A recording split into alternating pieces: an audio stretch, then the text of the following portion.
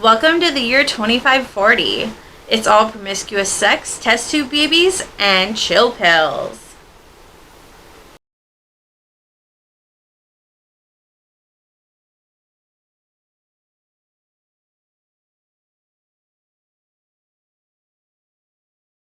So let's actually go back to 1932 when Aldous Huxley published Brave New World and everyone panicked. Brave New World takes place in 2540, or for the characters, 632 AF after Ford. The assembly line has changed the world and streamlined everything. Now we live in a world where babies are not born and bred. They're engineered in test tubes and just kind of raised in schools and stuff. They're very early on desensitized to death, and there's not really any respect for elders or anything taught to children, because once you reach a certain age, you're just meant to die. All the fun's kind of gone out of life, so you're just kind of dying. Of course, there's a class system, because what kind of dystopian novel would it be if there wasn't? Depression runs pretty rampant because everything is just instant gratification. And there isn't a whole lot of meaning to life. So when you start feeling low, there's Soma, the mood-enhancing and slightly hallucinogenic drug that's available to and pushed on everyone. So, Brave New World, we follow our two main characters, Bernard and Lenina, who have just kind of decided to hook up for the weekend, which is a huge thing. Like, people just, you feel like hooking up with someone, you hook up with someone, you go away for the weekend, you have fun, then you just go back to the work week, and you don't really have relationships or anything like that, unless someone's really special. But this world is all just about, instant gratification, get what you want, move on. Life's just a party. So they decide to go away for the weekend, have some fun. And they decide to go to this more remote island that's known for its savages. Man, you read this book, if you didn't hate that word already, you're really gonna hate it now.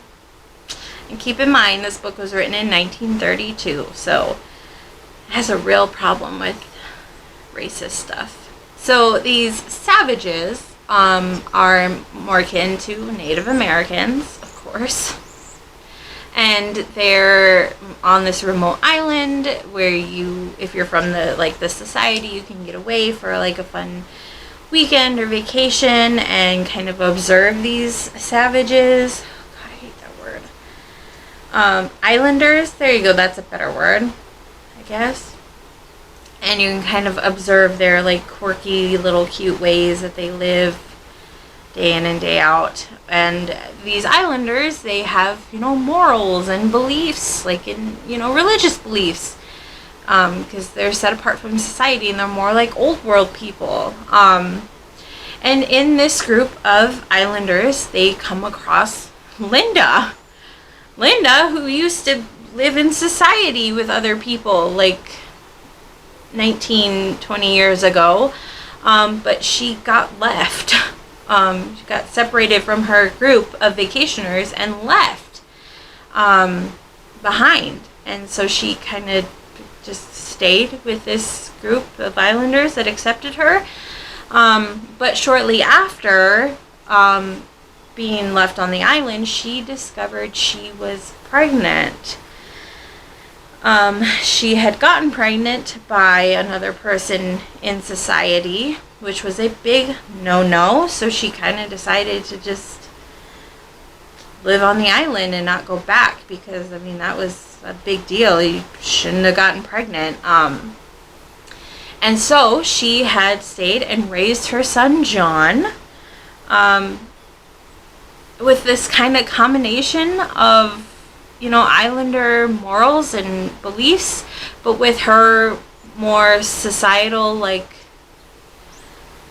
a little high class, manners, and God, that sounds awful, but she's well read. He really likes Shakespeare. He speaks in a lot of Shakespeare quotes. And of course, John has no idea how outside the island, how real, the society works. So Bernard and Linda, Bernard has his own agenda, but they decide, hey, we'll take you guys back with us. Linda's ready to rejoin society. She thinks. Doesn't end well for her. And John is curious to see a life outside this island. So they take them back with them. And if you've ever seen any movie or read any book where a nice, innocent character gets brought into a more corrupt society, it doesn't end well.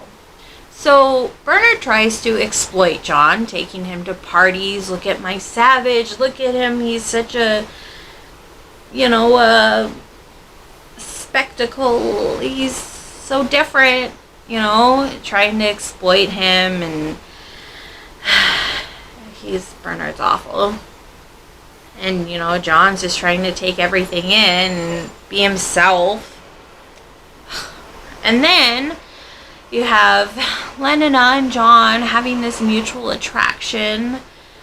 And Lenina is all like, oh, let's just jump into bed.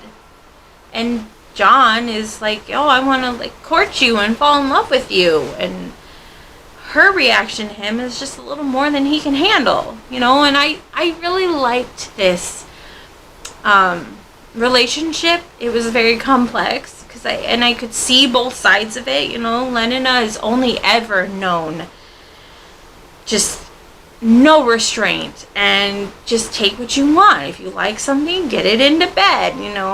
She doesn't know how to slow down. She doesn't know how to wait for something new. Really, truck? Really? You're so loud. Lenina has never known restraint. She's never had to control her urges and, slow down. And then John, all he knows is, romance and Shakespeare, and we've never been with a woman, so Lenina's been with who knows how many men and women, probably. I don't know. So you feel for both of them. Sad. And honestly, this book has a very sad ending that I was not ready for. I mean, I probably should have been, but I was not expecting it at all. But you'll see a theme this week. I don't want to ruin the end of these books for you. I want you guys to read these books. I mean, with the exception of maybe one. You guys should read these books. I would strongly encourage it. Especially Brave New World. It's a great sci-fi, especially for the time it was written. It's very different and creative, and I was never bored reading it, which the farther back you go with books, you never know what to expect. You don't know how bored you're going to be reading it, if you know what I mean. So why was Brave New World banned? I mean, can't you kind of guess? The book was banned immediately upon publication in 1932 for language and claims of being anti-family and anti-religion. I mean, given the time period, I get it. Yeah, this book probably seemed so unbelievably radical, and yeah. In 1980, it was removed from classrooms in Miller, Missouri for making promiscuous sex look like fun. Scandalous. And in 1993, a group of parents attempted to ban the book in Corona, Norca, California, because it focused on negativity. I don't even know what to say to that. Okay. Obviously we live in different times now. Promiscuous sex, if you even want, I don't even want to call it that. Casual sex, having sex is a normal thing now, okay? Like, we have Tinder, okay? Like, it's a thing. Casual hookups are a thing, alright? Like, I mean, I came from a very Christian family that was, I had a purity ring, for God's sake. Oh, Lord, the brainwashing that went on. But, like, I would never tell anyone, don't live together before you get married. For heaven's sake, live with the person you're going to marry before you marry them. That's the only way you know. That's the only way you're going to know if it's going to work. Recreational drug use is becoming more common and less stigmatized in certain areas. Definitely not where I live, that's for sure. You can pass a bill to make recreational marijuana use legal, and then your governor decides, oh no, that's unconstitutional, and apparently the will of the people means nothing. So, you know, whatever. And I mean, it's not a one-to-one comparison, but even the way that people are choosing to have kids now and birth rates is different. I mean, me, I'm a prime example. We are a very happy couple who are very much in love, and we're not having kids. We don't want children. And I mean, that's a thing we're seeing a lot more now in the US, and I want to say in China, maybe it's China. I know one of the, a country in Asia is really, they've seen a drop in, the younger generation not having children, because they're more career focused, and I mean, that's great. I definitely feel like this is a high school age appropriate book. And of course, I feel very strongly about banning a book because of your religious views.